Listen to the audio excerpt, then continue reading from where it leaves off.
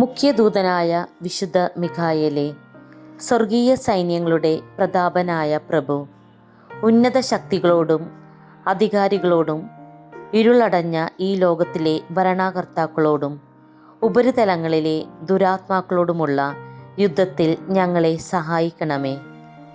ദൈവം സ്വന്തം ഛായയിൽ സൃഷ്ടിക്കുകയും വലിയ വില കൊടുത്ത് വീണ്ടെടുക്കുകയും ചെയ്ത മനുഷ്യരെ പിശാചിൻ്റെ ക്രൂരഭരണത്തിൽ നിന്നും രക്ഷിക്കുവാൻ വരണമേ.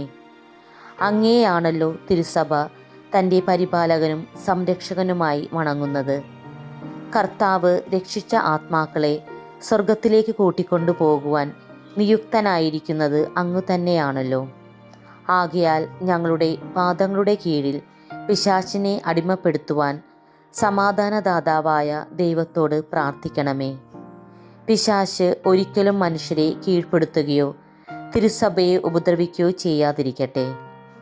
കർത്താവിൻ്റെ കരുണ വേഗം ഞങ്ങളുടെ മേൽ ഉണ്ടാകുന്നതിനായി ഞങ്ങളുടെ യാചനകൾ അത്യുന്നതൻ്റെ മുൻപിൽ സമർപ്പിക്കണമേ.